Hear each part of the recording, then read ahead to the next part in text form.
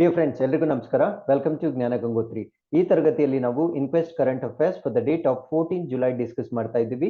ಈ ಎಲ್ಲ ಪ್ರಚಲಿತ ಘಟನೆಗಳನ್ನ ಇಲ್ಲಿ ಕಾಣ್ತಾ ಇರ್ತಕ್ಕಂಥ ಎಲ್ಲ ದಿನಪತ್ರಿಕೆಗಳಿಂದ ನಾವು ಸೋರ್ಸ್ ಮಾಡಿರ್ತೇವೆ. At the end of the presentation, we will have given Inquest challenge quiz. ಇದರಲ್ಲಿ first 10 students who give the correct answers will be acknowledged in the next presentation. And articles ಮಧ್ಯದಲ್ಲೂ ಕೂಡ ಒಂದು ಪ್ರಶ್ನೆಯನ್ನ ಕೇಳಿರ್ತೇವೆ, ಅದಕ್ಕೂ ಉತ್ತರವನ್ನು ನೀವು ಕಮೆಂಟ್ ಸೆಕ್ಷನ್ ಅಲ್ಲಿ ತಿಳಿಸಬಹುದಾಗಿರುತ್ತೆ. ಈ ಎಲ್ಲಾ ಚಟುವಟಿಕೆಗಳು ನಿಮ್ಮ ಎಲ್ಲ ಸ್ಪರ್ಧಾತ್ಮಕ ಪರೀಕ್ಷೆಗಳಿಗೆ ಉಪಯುಕ್ತವಾಗಿರ್ತವೆ ಮತ್ತು ಈ ಪ್ರಚಲಿತ ಘಟನೆಗಳ PDF ಅನ್ನ ನೀವು ಜ್ಞಾನ ಗಂಗೋತ್ರಿ ಟೆಲಿಗ್ರಾಮ್ ಚಾನಲ್ ಅಲ್ಲಿ download ಮಾಡ್ಕೊಳ್ಬಹುದಾಗಿರುತ್ತೆ. So before getting into today's articles, these are the key answers of Inquest challenge number 209, and we appreciate Veerashiva, Sanju, Shashikala, Karthik, India, Bharat, Ellu Pujari for giving correct answers. Thank you very much for your participation. With this, let's get into the first article. So ಈ ಒಂದು ಹೊಸ parliament Bharat ದೇಶದಲ್ಲಿ ಏನ್ ನಿರ್ಮಾಣ ಆಗ್ತಾ ಇದೆ, so ಆ ಒಂದು ಹೊಸ ಪಾರ್ಲಿಮೆಂಟ್ ನ ಮುಂದೆ ನಮ್ಮ ನ್ಯಾಷನಲ್ ಎಂಬ್ಲಮ್ ಅಥವಾ ರಾಷ್ಟ್ರೀಯ ಲಾಂಛನವನ್ನ ಪ್ರಧಾನಮಂತ್ರಿಗಳು ಅನಾವರಣಗೊಳಿಸಿರ್ತಾರೆ. ಸೊ ಈ ಒಂದು ಅನಾವರಣದ ಬೆನ್ನಲ್ಲೇ ಒಂದು ಕಾಂಟ್ರವರ್ಸಿ ಈಗ ರೇಕಪ್ ಆಗಿರುತ್ತೆ. ಆ ಒಂದು ಕಾಂಟ್ರವರ್ಸಿ ಏನು ಅಂದ್ರೆ, ಈ ನ್ಯಾಷನಲ್ ಎಂಬ್ಲಮ್ ಏನಿರುತ್ತೆ, ಸೊ ಅದರಲ್ಲಿ ಸ್ವಲ್ಪ ಡಿಸೈನ್ ಅಲ್ಲಿ ಮಾಡಿಫಿಕೇಶನ್ ಅಥವಾ ಮಾರ್ಪಾಡನ್ನ ಮಾಡಿರ್ತಾರೆ.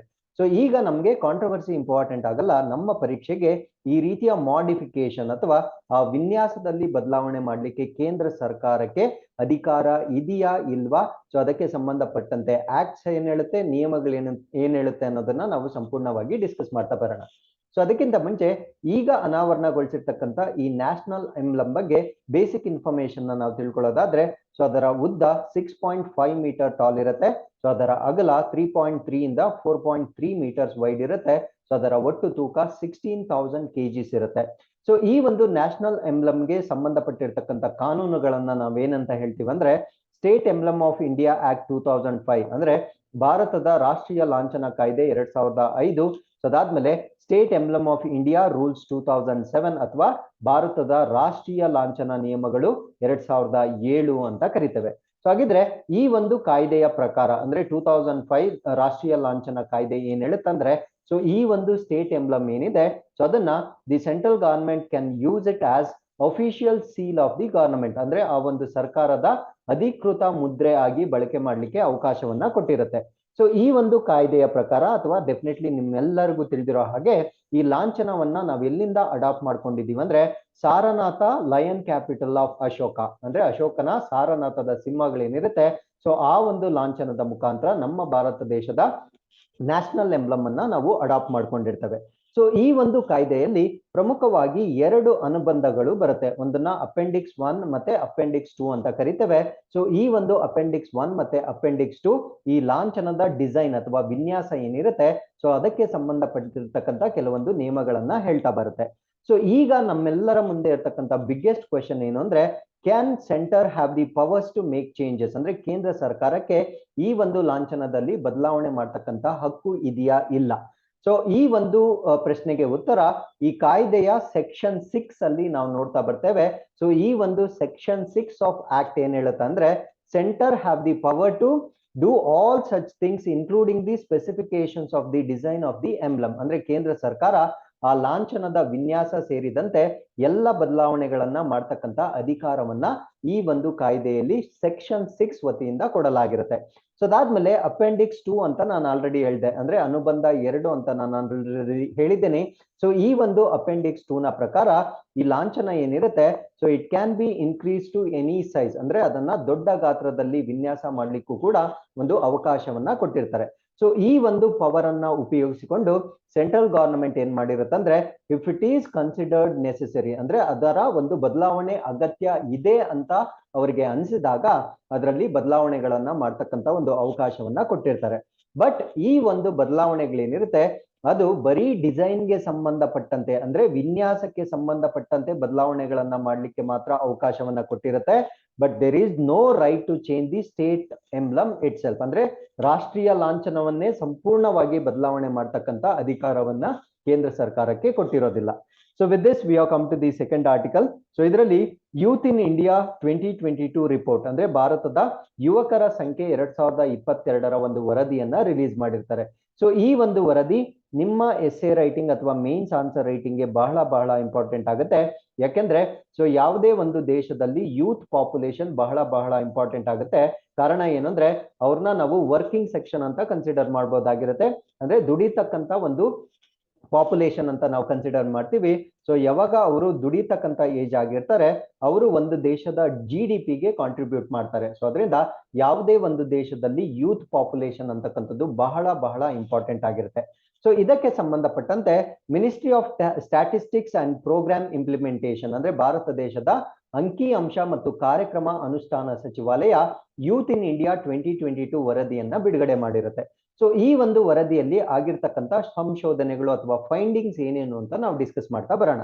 ಸೊ ಮೊದಲನೇ ಫೈಂಡಿಂಗ್ ಏನು ಅಂದ್ರೆ ಡೆಮೋಗ್ರಫಿಕ್ ಶಿಫ್ಟ್ ಅಥವಾ ಜನಸಂಖ್ಯಾ ಬದಲಾವಣೆ ಅಂತ ಕರಿತೇವೆ. ಸೊ ಈ ಒಂದು ವರದಿಯ ಪ್ರಕಾರ proportion of the population aged under 15 years is projected to decline. ಅಂದ್ರೆ 15 ವರ್ಷಕ್ಕಿಂತ ಕಡಿಮೆ ವಯಸ್ಸಿನ ಜನಸಂಖ್ಯೆ ಭಾರತ ದೇಶದಲ್ಲಿ ಕಡಿಮೆ ಆಗುತ್ತೆ ಅಥವಾ ಕ್ಷೀಣಿಸುತ್ತದೆ. And elder population is expected to increase. ಅಂದ್ರೆ ಈ ವೃದ್ಧರ ಸಂಖ್ಯೆ ಹೆಚ್ಚಾಗ್ತಕ್ಕಂಥ ನಿರೀಕ್ಷೆ ಇದೆ ಅಂತ ಹೇಳ್ತಾ ಇದ್ದಾರೆ. So this is definitely not a good sign. ಯಾಕಂದ್ರೆ ಚೈನಾದವರು ಕೂಡ ಇದೇ ಪ್ರಾಬ್ಲಮ್ ನ ಅವರು ಫೇಸ್ ಮಾಡ್ತಾ ಇದ್ದಾರೆ. ಸೊ ಅಲ್ಲಿ ಒನ್ ಚೈಲ್ಡ್ ಪಾಲಿಸಿ ಅಂತ ಮಾಡಿರ್ತಕ್ಕಂಥ ಒಂದು ಕಾರಣದಿಂದ ಅಲ್ಲಿ ಯೂತ್ ಪಾಪ್ಯುಲೇಷನ್ ಬಹಳ ಡಿಕ್ಲೈನ್ ಆಗಿರುತ್ತೆ. ಸೊ ಆ ಒಂದು ಕಾರಣದಿಂದ ಇವಾಗ 3 ಚೈಲ್ಡ್ ಪಾಲಿಸಿ ಅಂತ ಮಾಡಿದ್ದಾರೆ. ಆದ್ರೂ ಕೂಡ it takes lot of time to get youth population in that country. So ಇದೇ ಸಮಸ್ಯೆಯನ್ನ ನಾವು ಕೂಡ ಪ್ರಸ್ತುತವಾಗಿ ಫೇಸ್ ಮಾಡ್ತೀವಿ ಅಂತ ಈ ವರದಿ ಹೇಳ್ತಾ ಇದೆ. ಸೊ ಇನ್ನೊಂದು ಸೆಕೆಂಡ್ ಫೈಂಡಿಂಗ್ ಏನು ಅಂದ್ರೆ ಡಿಕ್ಲೈನ್ ಇನ್ ಯೂತ್ ಪಾಪ್ಯುಲೇಷನ್ ಅಂದ್ರೆ ಇಳಿಮುಖವಾಗಿರ್ತಕ್ಕಂಥ ಯುವ ಜನಸಂಖ್ಯೆ ಅಂತ ಹೇಳ್ತೀವಿ. ಸೊ ಇಲ್ಲಿ 2 ಬೇಸ್ ಇಯರ್ಸ್ ನ ತೆಗೆದುಕೊಂಡಿದ್ದಾರೆ. ಅಂದ್ರೆ 2011ರಿಂದ 2036ರವರೆಗೆ ಇವರು ಪ್ರಿಡಿಕ್ಷನ್ಸ್ ಅನ್ನ ಕೊಟ್ಟಿರ್ತಾರೆ. ಅಂದ್ರೆ 2011ರ ಬಿಗಿನಿಂಗ್ ಅಲ್ಲಿ youth population is expected to increase. ಅಂದ್ರೆ ಯುವಕರ ಜನಸಂಖ್ಯೆ ಹೆಚ್ಚಾಗ್ತಕ್ಕಂಥ ನಿರೀಕ್ಷೆ ಇದೆ ಅಂತ ಹೇಳ್ತಾ ಇದ್ದರು.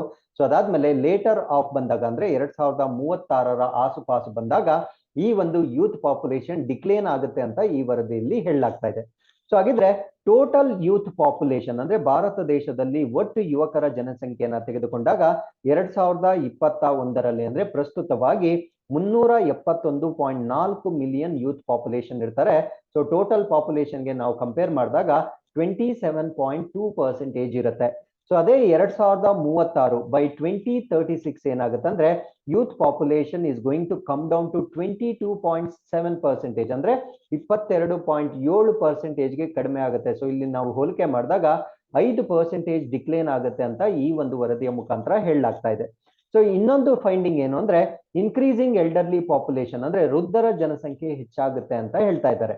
ಸೊ 1991ನಲ್ಲಿ 6.8% ಮಾತ್ರ ಇದ್ರು ಯಾರು ವೃದ್ಧರು.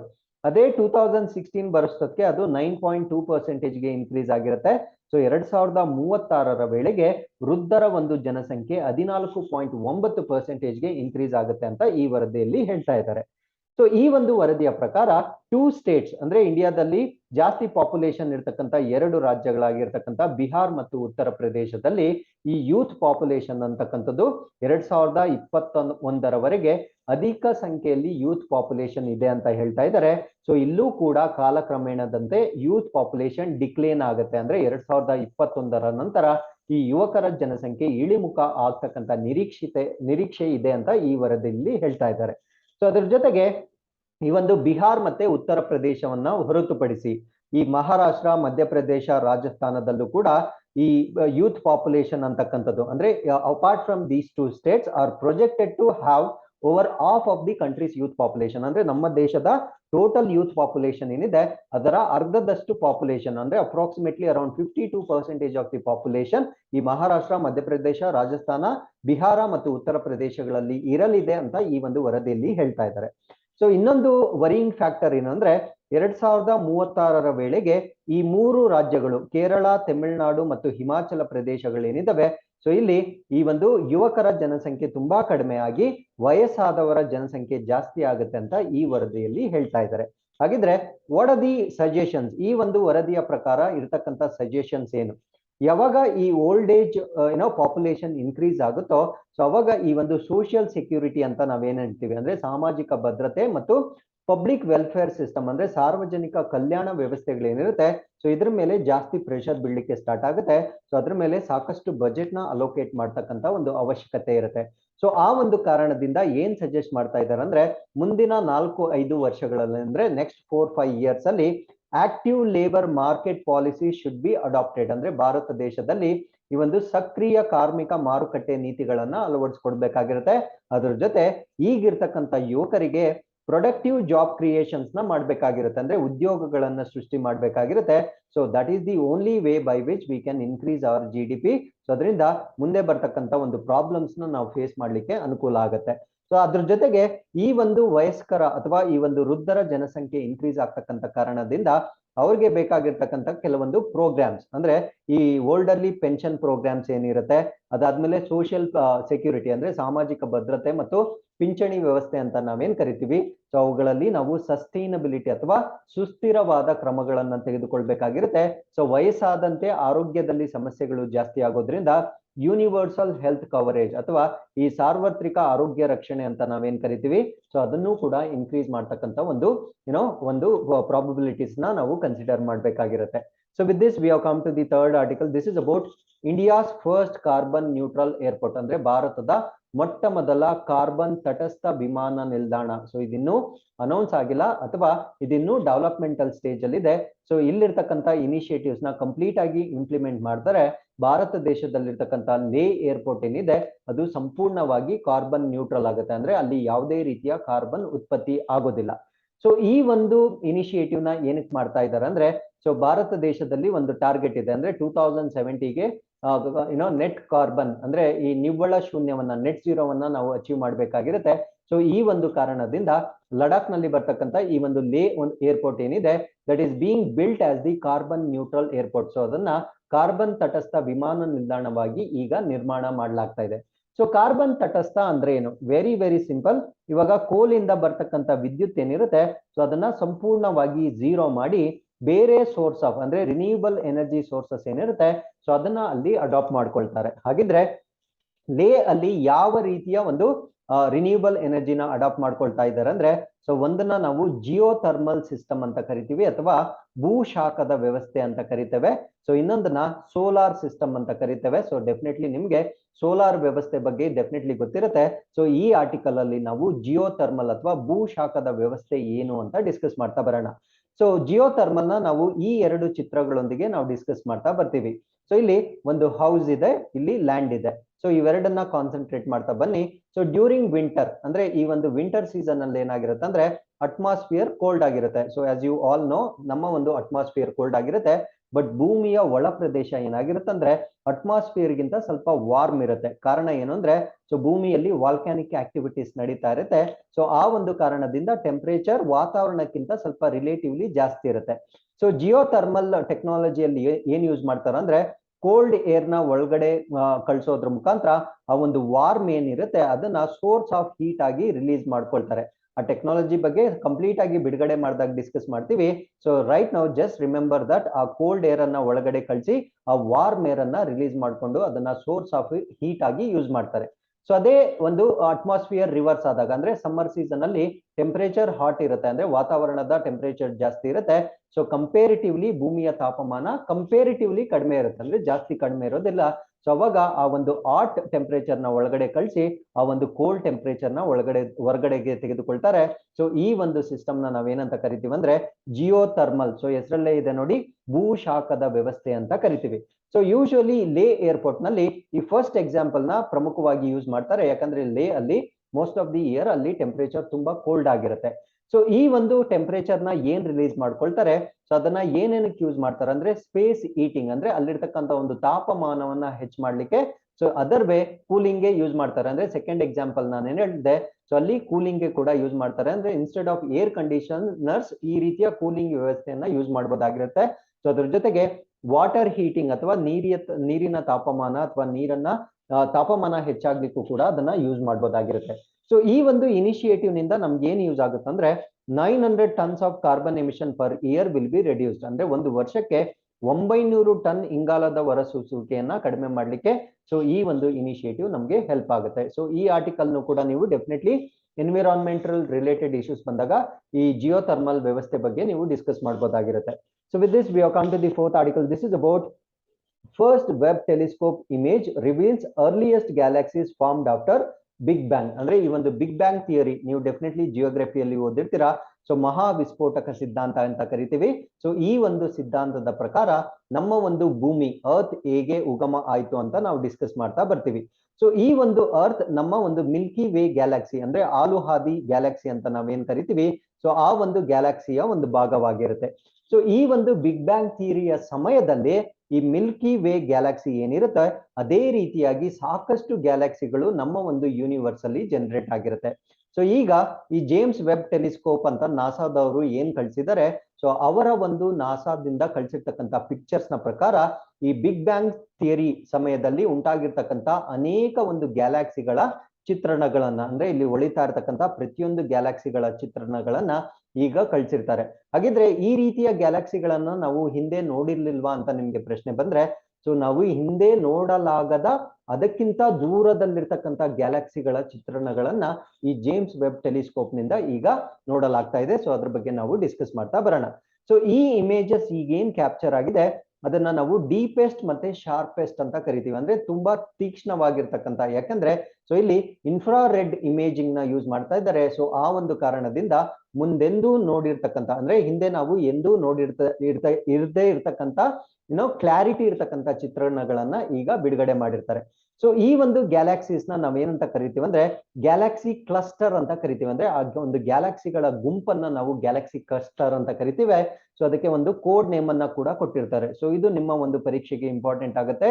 ಆ ಒಂದು ಗ್ಯಾಲಕ್ಸಿ ಹೆಸರೇನು ಅಂದ್ರೆ ಸ್ಮ್ಯಾಕ್ಸ್ 0723 ಅಂತ ಕರಿತೇವೆ. So this is the code that they have given right now. So ಈ ಒಂದು ಗ್ಯಾಲಕ್ಸಿ 4.6 ಬಿಲಿಯನ್ ಇಯರ್ಸ್ ಅಂದ್ರೆ 4.6 ಶತಕೋಟಿ ವರ್ಷಗಳ ಹಿಂದೆ ಕಾಣಿಸಿಕೊಂಡಿತ್ತು ಅಂತ ಅಂದಾಜು ಮಾಡಲಾಗ್ತಾ ಇದೆ. ಸೊ ನಮ್ಮ ಒಂದು ಭೂಮಿ ಉಗಮ ಆಗಿರೋದು ಕೂಡ ಸಮ್ವೇರ್ ಅರೌಂಡ್ 4.6 ಬಿಲಿಯನ್ ಇಯರ್ಸ್ ಅಂತ ನಿಮ್ಗೆ ಡೆಫಿನೆಟ್ಲಿ ಗೊತ್ತಿರುತ್ತೆ. ಸೊ ಈ ಒಂದು ಗ್ಯಾಲಕ್ಸಿಸ್ ಏನಿರುತ್ತೆ, ಸೊ ಈ ಒಂದು combined mass of this galaxy cluster acts as gravitational lens. So ಈ ಒಂದು ಗುರುತ್ವಾಕರ್ಷಣೆಯ ಮಸೂರವಾಗಿ ಈ ಒಂದು ಗ್ಯಾಲಕ್ಸಿಸ್ ನ ಟ್ರೀಟ್ ಮಾಡಲಾಗ್ತಾ ಇದೆ. So what you mean by gravitational lens ಅನ್ನೋದನ್ನ ನಾನು ನೆಕ್ಸ್ಟ್ ಸ್ಲೈಡ್ ಅಲ್ಲಿ ನಿಮ್ಗೆ ಎಕ್ಸ್ಪ್ಲೇನ್ ಮಾಡ್ತಾ ಬರ್ತೀನಿ. ಸೊ ಅದನ್ನ ನೋಡಿದ್ರೆ ನಿಮ್ಗೆ ಅರ್ಥ ಆಗುತ್ತೆ ಈ ಒಂದು ಪಿಕ್ಚರ್ಸ್ ನ ಇಂಪಾರ್ಟೆನ್ಸ್ ಏನಿದೆ ಅಂತ ನಮ್ಗೆ ಅರ್ಥ ಆಗುತ್ತೆ. ಸೊ ಇಲ್ಲಿ ನೋಡಿ, ಸೊ ಇದು ಜೇಮ್ಸ್ ವೆಬ್ ಟೆಲಿಸ್ಕೋಪ್ ಇದಾಗಿರುತ್ತೆ. ಸೊ ಇವಾಗ ಕ್ಲಸ್ಟರ್ ಆಫ್ ಗ್ಯಾಲಕ್ಸಿ ಇದನ್ನ ಅವರು ಡಿಟೆಕ್ಟ್ ಮಾಡಿರ್ತಾರೆ. ಸೊ ಈ ಒಂದು ಚಿತ್ರಣದಲ್ಲಿ ನಾವೇನ್ ಕಾಣ್ಬೋದು ಅಂದ್ರೆ ಈ ಬೆಳಕಿನ ರೇ ಇಲ್ಲಿ ಬೆಂಡ್ ಆಗಿರೋದನ್ನ ನಾವು ಕಾಣ್ಬೋದಾಗಿರುತ್ತೆ. ಸೊ ಈ ಬೆಳಕಿನ ರೇ ಇಲ್ಲಿ ಬೆಂಡ್ ಆಗಿರೋದನ್ನ ನಾವು ಕಾಣ್ಬೋದಾಗಿರುತ್ತೆ. ಸೊ ಇದರಿಂದ ಈ ಚಿತ್ರಣದಿಂದ ನಾವೇನ್ ಅರ್ಥ ಮಾಡ್ಕೊಳ್ಬೋದು ಅಂದ್ರೆ ಈಗ ಡಿಟೆಕ್ಟ್ ಆಗಿರ್ತಕ್ಕಂಥ ಗ್ಯಾಲಕ್ಸಿ ಕ್ಲಸ್ಟರ್ ಏನಿದೆ ಅದಕ್ಕಿಂತ ಆಚೆ ಕೂಡ ಗ್ಯಾಲಕ್ಸಿಸ್ ಇರುತ್ತೆ. ಆ ಗ್ಯಾಲಕ್ಸಿಸ್ ಇರೋದ್ರಿಂದ ಅಲ್ಲಿಂದ ಬೆಳಕು ಬರುತ್ತೆ. ಸೊ ಆ ಬೆಳಕು ಈ ಕ್ಲಸ್ಟರ್ ಆಫ್ ಗ್ಯಾಲಕ್ಸಿ ಇರೋದ್ರಿಂದ ಅಲ್ಲಿ ರಿಫ್ಲೆಕ್ಟ್ ಆಗ್ತಾ ಇದೆ, ಅಂದ್ರೆ ಬೆಂಡ್ ಆಗ್ತಾ ಇದೆ. ಸೊ ಈ ಬೆಂಡ್ ಆಗ್ತಾ ಇರ್ತಕ್ಕಂಥ ಒಂದು ಕಾಂಪೊನೆಂಟ್ ನ ನಾವೇನಂತ ಕರಿತೀವಿ ಅಂದ್ರೆ ಗ್ರಾವಿಟೇಷನಲ್ ಲೆನ್ಸ್ ಅಂತ ಕರಿತೇವೆ. ಸೊ ಲೆನ್ಸ್ ಅಂದ್ರೆ ಅದು ಯಾವುದೇ ಮಸೂರ ಆಗಿರೋದಿಲ್ಲ, ಆ ಬೆಳಕು ಬೆಂಡ್ ಆಗೋದನ್ನ, ವಕ್ರತೆ ಆಗೋದನ್ನ ನಾವು ಗ್ರಾವಿಟೇಷನಲ್ ಲೆನ್ಸ್ ಅಂತ ಕರಿತೇವೆ. ಸೊ ಗ್ರಾವಿಟೇಷನಲ್ ಲೆನ್ಸ್ ಇಂದ ನಮ್ಗೆ ಏನ್ ಅರ್ಥ ಆಗ್ತಾ ಇದೆ ಅಂದ್ರೆ ಈಗ ಡಿಟೆಕ್ಟ್ ಆಗಿರ್ತಕ್ಕಂಥ ಗ್ಯಾಲಕ್ಸೀಸ್ ಗಿಂತ ಇನ್ನೂ ದೂರದಲ್ಲಿ ಕೆಲವೊಂದು ಗ್ಯಾಲಕ್ಸೀಸ್ ಇದೆ ಅಂತ ನಾವು ಅರ್ಥ ಮಾಡ್ಕೊಳ್ಬಹುದಾಗಿರುತ್ತೆ. So with this we have come to the 5th article. ಇದು ಕೂಡ ಜೇಮ್ಸ್ ವೆಬ್ ಟೆಲಿಸ್ಕೋಪ್ಗೆ ಸಂಬಂಧಪಟ್ಟಂತೆ ಒಂದು ಗ್ರಹವನ್ನ ಈಗ ಪತ್ತೆ ಹಚ್ಚಿದೆ. ಆ ಒಂದು ಗ್ರಹದಲ್ಲಿ ನೀರು ಮತ್ತು ಮೋಡಗಳು, ವಾಟರ್ ಮತ್ತು ಕ್ಲೌಡ್ಸ್ ಇರ್ತಕ್ಕಂಥದ್ದನ್ನ ಗುರುತುಗಳನ್ನ ಪತ್ತೆ ಹಚ್ಚಿರುತ್ತೆ. ಆ ಒಂದು ಗ್ರಹದ ಹೆಸರು ಏನು ಅಂತ ನಿಮ್ಗೆ ಕೇಳ್ತಾರೆ, ಆ ಗ್ರಹದ ವಿಶೇಷತೆಗಳೇನು ಅಂತ ನಿಮ್ಗೆ ಕೇಳ್ತಾ ಬರ್ತಾರೆ. ಸೊ ಈ ಒಂದು ಜೇಮ್ಸ್ ವೆಬ್ ಟೆಲಿಸ್ಕೋಪ್ ಏನಿದೆ, ಸೊ ಇದು ಒಂದು ಡಿಸ್ಟೆಂಟ್ ಅಂದ್ರೆ ಬಹಳ ದೂರದಲ್ಲಿರ್ತಕ್ಕಂಥ ಒಂದು ಪ್ಲಾನೆಟ್ ಅನ್ನ ಕಂಡು ಹಿಡಿದಿರುತ್ತೆ. ಸೊ ಆ ಒಂದು ಪ್ಲಾನೆಟ್ ನಲ್ಲಿ ವಾಟರ್ ಮತ್ತೆ ಈ ಸೈನ್ಸ್ ಆಫ್ ಏನಂತ ಹೇಳ್ತೀವಿ, ಈ ಮೋಡದ ಗುರುತುಗಳು ಇರೋದನ್ನ ಕಂಡಿಡ್ತಾರೆ. ಸೊ ಆ ಒಂದು ಜಾಯಿಂಟ್ ಪ್ಲಾನೆಟ್ ಅಂದ್ರೆ ಅದು ತುಂಬಾ ಗಾತ್ರದಲ್ಲಿ ಅತ್ಯಂತ ದೈತ್ಯ ಗ್ರಹ ಅಂತ ಕರಿತೇವೆ. ಸೊ ಆ ಒಂದು ಪ್ಲಾನೆಟ್ಗೆ ಈಗ ಒಂದು ಕೋಡ್ ಅನ್ನ ಕೊಟ್ಟಿರ್ತಾರೆ. ಸೊ ಅದನ್ನ ವಾಸ್ಪ್ 96b ಅಂತ ಕರಿತೇವೆ. So the observation is the most detailed of its kind to date. ಅಂದ್ರೆ ಇದುವರೆಗೂ ನಾವು ನೋಡಿರ್ತಕ್ಕಂಥ ಗ್ರಹಗಳ ಒಂದು ಅತ್ಯಂತ ವಿವರಣಾತ್ಮಕವಾಗಿರ್ತಕ್ಕಂಥ ಚಿತ್ರಣ ಇದಾಗಿರುತ್ತೆ. ಸೊ ದಿಸ್ ಶೋಸ್ ದಟ್ ಈ ಒಂದು ಜೇಮ್ಸ್ ವೆಬ್ ಟೆಲಿಸ್ಕೋಪ್ ಇಂದ ನಾವು ದೂರದ ವಾತಾವರಣವನ್ನ ವಿಶ್ಲೇಷಣೆ ಮಾಡ್ಬೋದು ಅನ್ನೋದನ್ನ ಈ ಒಂದು ಚಿತ್ರಣದ ಮುಖಾಂತರ ನಾವು ನೋಡ್ಬೋದಾಗಿರುತ್ತೆ. ಹಾಗಿದ್ರೆ ಈಗ ಪತ್ತೆ ಹಚ್ಚಿರ್ತಕ್ಕಂಥ ವಾಸ್ಪ್ 96b ಪ್ಲಾನೆಟ್ ಬಗ್ಗೆ ನಾವು ಡಿಸ್ಕಸ್ ಮಾಡೋದಾದ್ರೆ, it is one of the more than 5000 confirmed Exo planets in the Milky way. ಅಂದ್ರೆ ನಮ್ಮ ಒಂದು ಕ್ಷೀರಪಥ ಅಥವಾ ಹಾಲು ಹಾದಿ ಅಂತ ನಾವೇನ್ ಹೇಳ್ತೀವಿ, ಸೊ ಈ ಒಂದು ಆರ್ಬಿಟ್ ಏನಿರುತ್ತೆ, ಫಾರ್ ಎಕ್ಸಾಂಪಲ್ ಇದು ನಮ್ಮ ಮಿಲ್ಕಿ ವೇ ಅಂದ್ರೆ ಇದರಿಂದ ಆಚೆ ಇರತಕ್ಕಂತ ಪ್ಲಾನೆಟ್ಸ್ ನ ನಾವು ಎಕ್ಸೋ ಪ್ಲಾನೆಟ್ಸ್ ಅಂತ ಕರಿತೇವೆ. ಸೊ ಈ ರೀತಿಯಾಗಿ 5,000ಕ್ಕಿಂತ ಹೆಚ್ಚು ಎಕ್ಸೋ ಪ್ಲಾನೆಟ್ಸ್ ಇದುವರೆಗೂ ಪತ್ತೆ ಆಗಿರುತ್ತೆ. ಸೊ ಅದರಲ್ಲಿ ಇದು ಕೂಡ ಒಂದು ಎಕ್ಸೋ ಪ್ಲಾನೆಟ್ ಅಂತ ಹೇಳ್ತಾ ಇದ್ದಾರೆ. ಎಕ್ಸೋ ಪ್ಲಾನೆಟ್ ಅಂತ ಜ್ಞಾಪಕ ಇಟ್ಕೊಳ್ಳಿ, ನಮ್ಮ ಒಂದು ಆರ್ಬಿಟ್ಸ್ ಏನಿರುತ್ತೆ ಅದರಿಂದ ಆಚೆ ಇರತಕ್ಕಂತ ಪ್ಲಾನೆಟ್ಸ್ ನ ನಾವು ಎಕ್ಸೋ ಪ್ಲಾನೆಟ್ಸ್ ಅಂತ ಕರಿತೀವಿ. ಸೊ ಈ ಒಂದು ಪ್ಲಾನೆಟ್ ನ ಈಗ ಏನು ಪತ್ತೆ ಹಚ್ಚಿದ್ದಾರೆ, ಇದು 1150 ಲೈಟ್ ಇಯರ್ಸ್ ಅಂದ್ರೆ ನಮ್ಗಿಂತ 1150 ಬೆಳಕಿನ ವರ್ಷಗಳ ದೂರದಲ್ಲಿರ್ತಕ್ಕಂಥ ಪ್ಲಾನೆಟ್ ಅಂತ ಹೇಳ್ತಾ ಇದ್ದಾರೆ. ಸೊ ಇದರ ಒಂದು ಮಾಸ್ ಏನಿದೆ ಅಂದ್ರೆ ಅದರ ಒಂದು ದ್ರವ್ಯರಾಶಿ ಅಥವಾ ತೂಕ ಅಂತ ನಾವೇನ್ ಹೇಳ್ತೀವಿ, ಸೊ ಅದು it is expected to be of that of Jupiter. ಯಾಕಂದ್ರೆ ಜುಪಿಟರ್ ಅಂತಕ್ಕಂಥದ್ದು ತುಂಬಾ ದೊಡ್ಡವಾದ ಗ್ರಹವಾಗಿರುತ್ತೆ. ಸೊ ಅದಕ್ಕಿಂತ ಅರ್ಧ ಸೈಜ್ ಇದೆ ಅಂತ ಹೇಳ್ತಾ ಇದ್ದಾರೆ. ಮತ್ತು ಅದರ ಡಯಾಮೀಟರ್ 1.2 ಟೈಮ್ಸ್ ಗ್ರೇಟರ್ ಅಂದ್ರೆ ಅದರ ಒಂದು ವ್ಯಾಸ ಏನಿರುತ್ತೆ ಅದು 1.2 ಪಟ್ಟು ಜಾಸ್ತಿ ಇದೆ ಅಂತ ಇಲ್ಲಿ ಹೇಳ್ತಾ ಇದ್ದಾರೆ. ಸೊ ಅದಾದ್ಮೇಲೆ ಈ ಒಂದು ಪ್ಲಾನೆಟ್ ಏನಿದೆ, it is puffier than any planet orbiting our sun. ಅಂದ್ರೆ ನಮ್ಮ ಒಂದು ಸೂರ್ಯ ಏನಿರುತ್ತೆ ಆ ಒಂದು ಸೂರ್ಯನ ಸುತ್ತುವರಿತಾ ಇರ್ತಕ್ಕಂಥ ಯಾವುದೇ ಗ್ರಹಕ್ಕಿಂತ ತುಂಬಾ ಫ್ಲಫಿ ಅಂದ್ರೆ ಅದು ತುಂಬಾ ಉಬ್ಬಿರುತ್ತೆ ಅಥವಾ ಎಕ್ಸ್ಪ್ಯಾಂಡ್ ಆಗಿರ್ತಕ್ಕಂಥ ಒಂದು ಗ್ರಹ ಅಂತ ಹೇಳಲಾಗ್ತಾ ಇದೆ. ಸೊ ಇದರ ಒಂದು ಟೆಂಪರೇಚರ್ ಏನಿರುತ್ತೆ ಅದು 538 ಡಿಗ್ರಿ ಸೆಲ್ಸಿಯಸ್ ಜಾಸ್ತಿ ಇರುತ್ತೆ ಅಂತ ಹೇಳ್ತಾ ಇದ್ದಾರೆ. ಅದಾದ್ಮೇಲೆ ಆ ಒಂದು ಈ ವಾಸ್ಪ್ 96b ಏನಿರುತ್ತೆ ಅದು ಕೂಡ ನಮ್ಮ ಸೂರ್ಯ ಏನಿರುತ್ತೆ ಆ ಸನ್ ಲೈಕ್ ಸ್ಟ್ರಕ್ಚರ್ ಅಂತ ನಾವು ಕರಿತೀವಿ. ಅಂದ್ರೆ ಸನ್ ಅಂತ ಅದನ್ನ ಸ್ಟ್ರೈಟ್ ಅವೇ ಹೇಳೋದಿಲ್ಲ, ಸೂರ್ಯನ ರೀತಿಯ ಒಂದು ರಚನೆ ಏನಿರುತ್ತೆ ಸೊ ಅದರ ಸುತ್ತ ಆರ್ಬಿಟ್ ಆಗ್ತಾ ಇರ್ತಕ್ಕಂಥ ಒಂದು ಗ್ರಹ ಅಂತ ಹೇಳಲಾಗ್ತಾ ಇದೆ. ಬಟ್ ಈ ಒಂದು ಆರ್ಬಿಟಿಂಗ್ ಟೈಮ್ ಏನಿದೆ ಅದು one third of the earth day. ಅಂದ್ರೆ ಭೂಮಿಯ ಒಂದು one circuit every 3.5 of the earth day. ಅಂದ್ರೆ 3.5 ದಿನಕ್ಕೆ ಅಲ್ಲಿ ಒಂದು ವರ್ಷ ಕಂಪ್ಲೀಟ್ ಆಗೋಗುತ್ತೆ. ಸೊ ಅಂದ್ರೆ ನಮ್ಮ ಒಂದು ಭೂಮಿಯ ಒಂದು ರೆವಲ್ಯೂಷನ್ ಏನಿರುತ್ತೆ ಅದಕ್ಕೆ ಕಂಪೇರ್ ಮಾಡ್ಕೊಂಡಾಗ 3.5 ದಿನ ಅಷ್ಟು ಫಾಸ್ಟ್ ಆಗಿ ಅಲ್ಲಿ ಒಂದು ಇಯರ್ ಕಂಪ್ಲೀಟ್ ಆಗೋಗುತ್ತೆ. ಕಾರಣ ಏನಂದ್ರೆ ಸೊ ಅದು ಒಂದು ರೆವಲ್ಯೂಷನ್ ಕಂಪ್ಲೀಟ್ ಆಗುತ್ತೆ ಅಂತ ಇಲ್ಲಿ ಎಕ್ಸ್ಪೆಕ್ಟೇಷನ್ಸ್ ಅಥವಾ ಒಂದು ಪ್ರಿಡಿಕ್ಷನ್ಸ್ ಮಾಡಿರ್ತಾರೆ. So with this we have come to the 6th article. This is about ಮತ್ತೆ ಇದು ಜೇಮ್ಸ್ ವೆಬ್ ಟೆಲಿಸ್ಕೋಪ್ಗೆ ಸಂಬಂಧಪಟ್ಟಂತೆ ಈ ಸ್ಟಾರ್ಸ್ ಡೆತ್ ಅಂದ್ರೆ ನಕ್ಷತ್ರಗಳ ಅವಸಾನ ಅಂತ ನಾವೇನ್ ಕರಿತೀವಿ, ಸೊ ಆ ಒಂದು ಚಿತ್ರಣಗಳನ್ನ ಕೂಡ ಕಳಿಸಿರುತ್ತೆ. ಸೊ ಈ ಒಂದು ಇನ್ಫಾರ್ಮೇಶನ್ ಅಥವಾ ಈ ಒಂದು ಚಿತ್ರಣದಲ್ಲಿ ಪರೀಕ್ಷೆಗೆ ಸಂಬಂಧಪಟ್ಟಂತೆ ಸಾಕಷ್ಟು ಮಾಹಿತಿಗಳನ್ನ ನಾವು ಡಿಸ್ಕಸ್ ಮಾಡ್ತಾ ಬರ್ತೀವಿ. ಸೊ ಈ ಒಂದು ಲೇಟೆಸ್ಟ್ ಜೇಮ್ಸ್ ವೆಬ್ ಟೆಲಿಸ್ಕೋಪ್ ಅಲ್ಲಿ ಈ ಡೆತ್ ಆಫ್ ಸ್ಟಾರ್ ಅಂತ ನಾವೇನ್ ಕರಿತೀವಿ ಅದರ ಒಂದು ಚಿತ್ರಣಗಳನ್ನ ಕೂಡ ಕಳಿಸಿರ್ತಾರೆ. ಸೊ ಆ ಒಂದು ಡೆತ್ ಆಫ್ ಸ್ಟಾರ್ ನ ನಾವೇನಂತ ಕರಿತೇವೆ ಅಂದ್ರೆ ನೆಬುಲಾ ಅಂತ ಕರಿತೇವೆ. So what you mean by nebula ಅಂತ ನಿಮ್ಗೆ ಪರೀಕ್ಷೆಯಲ್ಲಿ ಪ್ರಶ್ನೆ ಕೇಳಿದ್ರೆ, it is the shell of gas and dust ejected from the dying star. ಅಂದ್ರೆ ಈ ಒಂದು ಗ್ರಹಗಳ ನಿಹಾರಿಕೆಗಳು ಸಾಯುತ್ತಿರುವ ನಕ್ಷತ್ರಗಳಿಂದ ಹೊರ ಹಾಕಲ್ಪಟ್ಟಿರ್ತಕ್ಕಂಥ ಅನಿಲ ಮತ್ತು ಧೂಳಿನ ಕಣಗಳನ್ನ ನಾವೇನಂತ ಕರಿತೀವಿ ಅಂದ್ರೆ ನೆಬ್ಯುಲಾ ಅಥವಾ ನಿಹಾರಿಕೆಗಳು ಅಂತ ಕರಿತೇವೆ. ಅಂದ್ರೆ ಫಾರ್ ಎಕ್ಸಾಂಪಲ್ ಇವಾಗ ಸ್ಟಾರ್ ಏನಿರುತ್ತೆ ಸೊ ಅದು ಅದಕ್ಕೂ ಕೂಡ ಡೆತ್ ಬರುತ್ತೆ. ಆ ಡೆತ್ ಬಂದಾಗ ಏನಾಗುತ್ತೆ ಅಂದ್ರೆ ಅದು ಎಕ್ಸ್ಪ್ಲೋಡ್ ಆಗುತ್ತೆ, ಅಂದ್ರೆ ತುಂಬಾ ಜೋರಾಗಿ ಅದು ಸ್ಫೋಟಗೊಳ್ಳುತ್ತೆ. ಸೊ ಸ್ಫೋಟಗೊಳ್ದಾಗ ಬಿಡುಗಡೆ ಆಗ್ತಕ್ಕಂಥ ಗ್ಯಾಸ್ ಮತ್ತೆ ಡಸ್ಟ್ ನ ನಾವೇನಂತ ಕರಿತೀವಿ ಅಂದ್ರೆ ಪ್ಲಾನೆಟರಿ ನೆಬುಲಾ ಅಂತ ಕರಿತೇವೆ. ಸೊ ಇದು ಸ್ಫೋಟಗೊಂಡಾಗ ನಮ್ಮ ಸೂರ್ಯ ಏನು ಬೆಳಕು ಮತ್ತು ಶಾಖವನ್ನ ಬಿಡುಗಡೆ ಮಾಡುತ್ತೆ ಅದಕ್ಕಿಂತ ಸಾಕಷ್ಟು ಹೆಚ್ಚಿನ ಪ್ರಮಾಣದ ಬೆಳಕು ಮತ್ತು ಶಾಖ ಉತ್ಪತ್ತಿ ಆಗುತ್ತೆ. So these images show the latest movements of star as it delivers a final performance of the light, gas and dust, what we known as its death. ಅಂದ್ರೆ ಈ ಒಂದು ಚಿತ್ರಗಳನ್ನ ನಾವೇನ್ ನೋಡ್ತಾ ಇದೀವಿ ಸೊ ಇದು ನಕ್ಷತ್ರದ ಕೊನೆ ಕ್ಷಣಗಳನ್ನ ಡಿಟೆಕ್ಟ್ ಮಾಡಿರ್ತಕ್ಕಂಥ ಒಂದು ಚಿತ್ರಗಳಾಗಿರುತ್ತೆ. So these new details from the late stages of the star's life will help us to better understand how stars evolve and transform their environment. ಅಂದ್ರೆ ಈ ಒಂದು ಚಿತ್ರಣಗಳಿಂದ ಈ ನಕ್ಷತ್ರಗಳ ಲೈಫ್ ಸ್ಟೈಲ್ ಹೇಗಿರುತ್ತೆ ಅನ್ನೋದ್ರ ಬಗ್ಗೆ ಇನ್ನೂ ಹೆಚ್ಚಿನ ಕ್ಲಾರಿಟಿ ನಮಗೆ ಸಿಕ್ಕಿರುತ್ತೆ. ಹಾಗಿದ್ರೆ what happens when the star dies, ಅಂದ್ರೆ ಒಂದು ನಕ್ಷತ್ರ ಅದು ಅವಸಾನಗೊಂಡಾಗ ಏನೇನಾಗುತ್ತೆ ಅಂತ ನಾವು ಹೇಳ್ತಾ ಬರೋಣ. ಸೊ ಅದಕ್ಕಿಂತ ಮುಂಚೆ what you mean by death of the star, ಅಂದ್ರೆ ನಕ್ಷತ್ರ ಅವಸಾನಗೊಳ್ತಾ ಇದೆ ಅಂದ್ರೆ ಅದರ ಅರ್ಥ ಏನು? ಅದರ ಅರ್ಥ ಏನು ಅಂದ್ರೆ it is running out of it's nuclear fuel. ಅಂದ್ರೆ ಅದರಲ್ಲಿರ್ತಕ್ಕಂಥ ಪರಮಾಣು ಇಂಧನ ಕಡಿಮೆ ಆಗ್ತಾ ಇದೆ ಅಥವಾ ಮುಗಿದೋಗ್ತಾ ಇದೆ ಅಂತ ಅದರ ಅರ್ಥ ಆಗಿರುತ್ತೆ.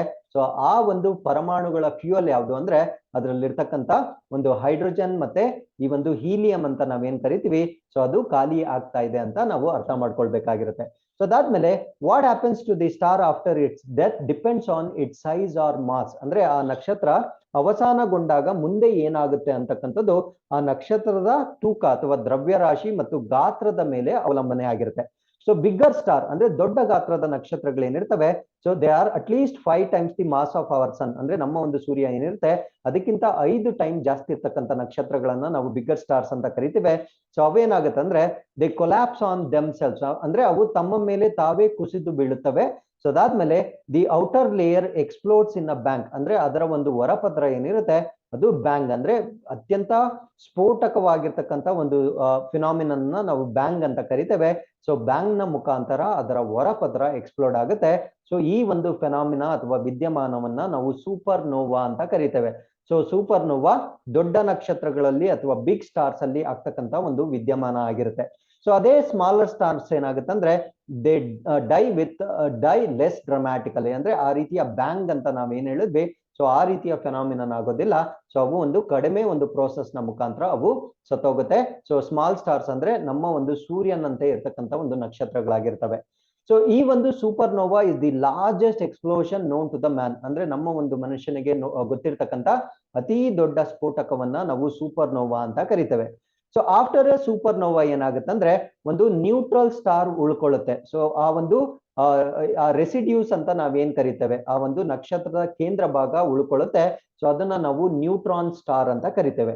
So if there is sufficient mass, ಈ ಒಂದು ನಕ್ಷತ್ರ ಬ್ಲಾಸ್ಟ್ ಆದಾಗ ಬ್ಲಾಕ್ ಹೋಲ್ ಅಥವಾ ಕಪ್ಪು ಕುಳಿ ರಚನೆ ಆಗುತ್ತೆ. ಸೊ ಇಲ್ಲಿ ನೀವೇನ್ ಅರ್ಥ ಮಾಡ್ಕೊಳ್ಬೇಕಂದ್ರೆ ಈ ಬ್ಲಾಕ್ ಹೋಲ್ ಅಥವಾ ಕಪ್ಪು ಕುಳಿ ಅಂತಕ್ಕಂಥದ್ದು ಹೇಗೆ ರಚನೆಗೊಳ್ಳುತ್ತೆ ಅಂತ ಕೇಳಿದ್ರೆ, ಈ ನಕ್ಷತ್ರಗಳು ಸಾವಾದಾಗ ಅಥವಾ ಅವಸಾನಗೊಂಡಾಗ ಆ ನಕ್ಷತ್ರಗಳು ಸಾಕಷ್ಟು ದ್ರವ್ಯರಾಶಿ ಅಂದ್ರೆ ಸಫಿಶಿಯಂಟ್ ಮಾಸ್ ಇದ್ದಾಗ ಮಾತ್ರ ಅಲ್ಲಿ ಬ್ಲಾಕ್ ಹೋಲ್ ಅಥವಾ ಕಪ್ಪು ಕುಳಿ ರಚನೆ ಆಗುತ್ತೆ. ಸೊ ಬ್ಲಾಕ್ ಹೋಲ್ ಅಂದ್ರೆ ನಿಮ್ಗೆ ಡೆಫಿನೆಟ್ಲಿ ಗೊತ್ತು. ಸೊ ಅದರಲ್ಲಿ ಎನಾರ್ಮಸ್ ಗ್ರಾವಿಟಿ ಅಂದ್ರೆ ಅತ್ಯಂತ ಹೆಚ್ಚು ಗುರುತ್ವಾಕರ್ಷಣೆ ಶಕ್ತಿ ಇರುತ್ತೆ.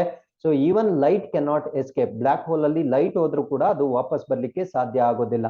ಸೊ ಅದಾದ್ಮೇಲೆ the gravity is so strong because matter has been squeezed into a tiny space, ಅಂದ್ರೆ ಈ ದೊಡ್ಡ ನಕ್ಷತ್ರ ಏನಿರುತ್ತೆ ಅದೊಂದು ಚಿಕ್ಕ ಒಂದು ಟೈನಿ ಸ್ಪೇಸ್ಗೆ ಅದು ಸ್ಕ್ವೀಸ್ ಆಗಿರುತ್ತೆ. ಸೊ ಆ ಒಂದು ಸಣ್ಣ ಜಾಗಕ್ಕೆ ಅದು ಸ್ಕ್ವೀಸ್ ಆಗಿರ್ತಕ್ಕಂಥ ಕಾರಣದಿಂದ ಅಲ್ಲಿ ಗುರುತ್ವಾಕರ್ಷಣೆ ತುಂಬಾ ಪ್ರಬಲವಾಗಿರುತ್ತೆ. ಸೊ ಹಾಗಿದ್ರೆ ಈ ಒಂದು ಜೇಮ್ಸ್ ವೆಬ್ ಟೆಲಿಸ್ಕೋಪ್ ಬಗ್ಗೆ ಕೂಡ ನಾವು ಡಿಸ್ಕಸ್ ಮಾಡ್ತಾ ಬರೋಣ.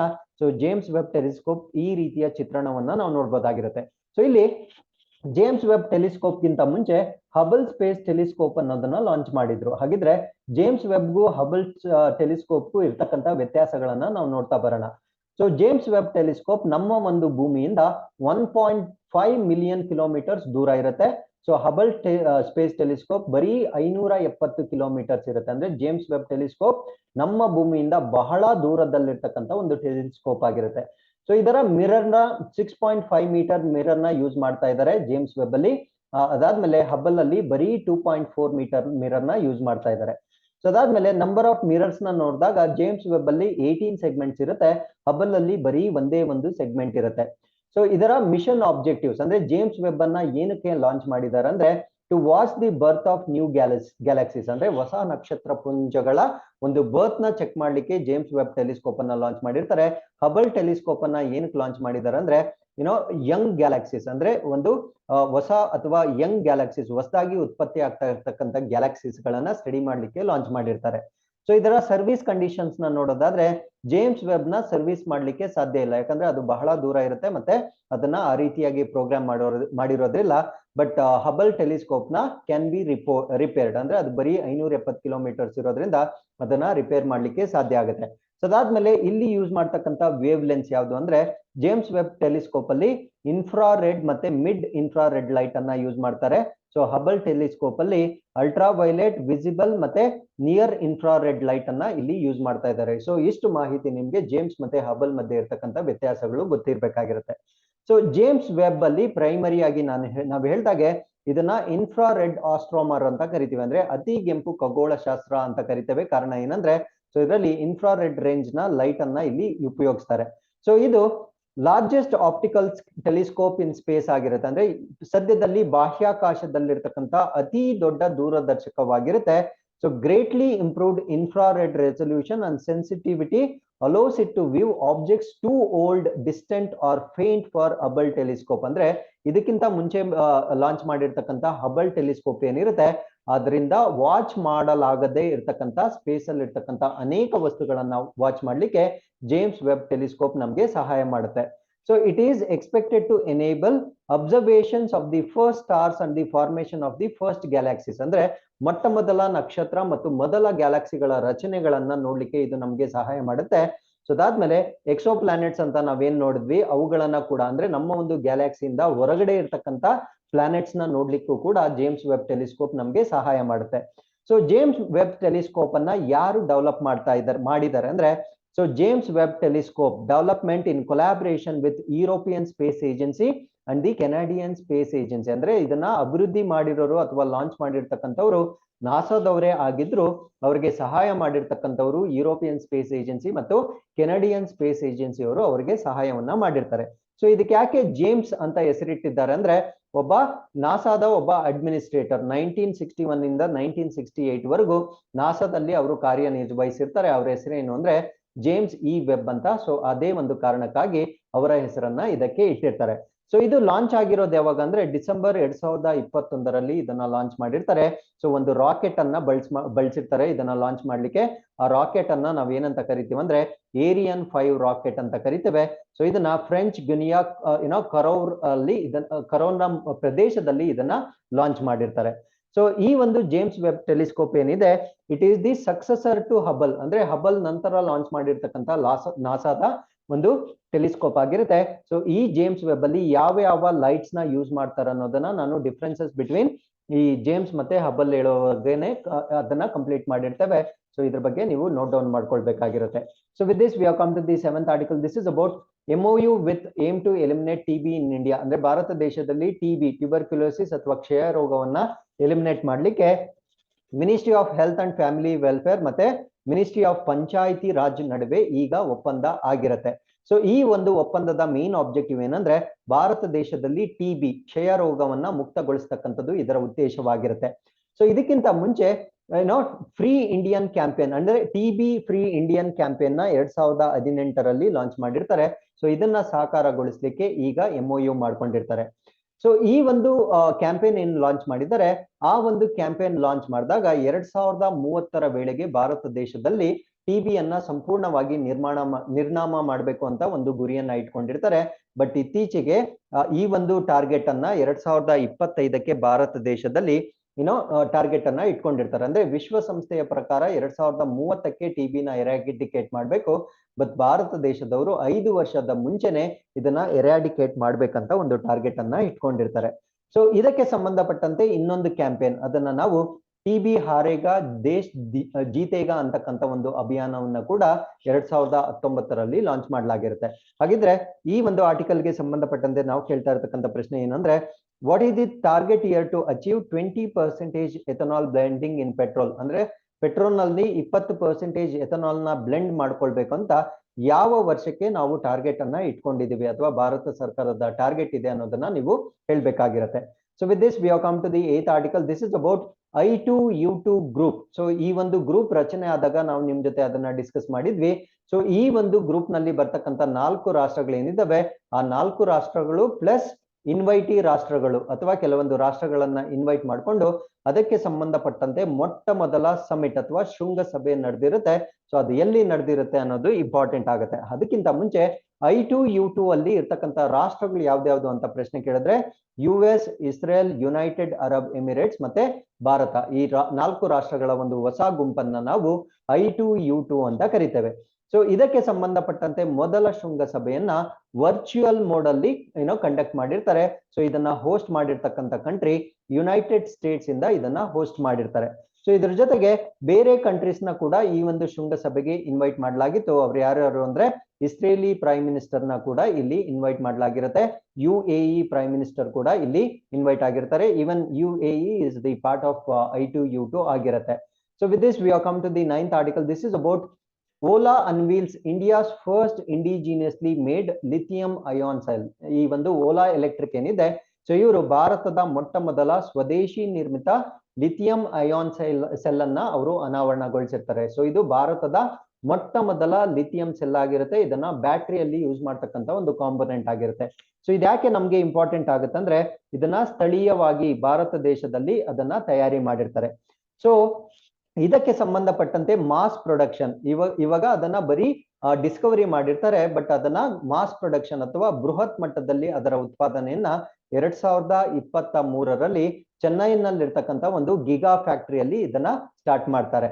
ಸೊ ಅದಾದ್ಮೇಲೆ recently allocated 20 gigawatts our capacity under ACC PLI ಅಂದ್ರೆ ನಿಮ್ಗೆ ಗೊತ್ತಿರುತ್ತೆ, ಪರ್ಫಾರ್ಮೆನ್ಸ್ ಲಿಂಕ್ಡ್ ಇನ್ಸೆಂಟಿವ್ಸ್ ಅಂತ ಕರಿತೀವಿ. ಅಂದ್ರೆ ಈ ಒಂದು ಎಲೆಕ್ಟ್ರಿಕ್ ವೆಹಿಕಲ್ಸ್ ನ ಉತ್ತೇಜನ ಮಾಡ್ಲಿಕ್ಕೆ ಭಾರತ ಸರ್ಕಾರ ಏನ್ ಮಾಡಿರುತ್ತೆ ಅಂದ್ರೆ ಪರ್ಫಾರ್ಮೆನ್ಸ್ ಲಿಂಕ್ಡ್ ಇನ್ಸೆಂಟಿವ್ಸ್ ಅಂತ ಕೊಟ್ಟಿರ್ತಾರೆ. ಅಂದ್ರೆ ಈ ಒಂದು ಎಲೆಕ್ಟ್ರಿಕ್ ವೆಹಿಕಲ್ಸ್ ಗೆ ಸಂಬಂಧಪಟ್ಟಂತೆ ಯಾವುದೇ ರೀತಿಯ ಇನ್ವೆನ್ಷನ್ ಮಾಡಿದಾಗ ಸರ್ಕಾರದ ವತಿಯಿಂದ ಇನ್ಸೆಂಟಿವ್ಸ್ ನ ಕೊಡಲಾಗುತ್ತೆ. ಸೊ ಈ ಒಂದು ಇನ್ಸೆಂಟಿವ್ಸ್ ನ ಸಲುವಾಗಿ ಈ ಒಂದು ಲಿಥಿಯಂ ಸೆಲ್ ನ ಈಗ ಓಲಾ ಅನಾವರಣಗೊಳಿಸಿರುತ್ತೆ.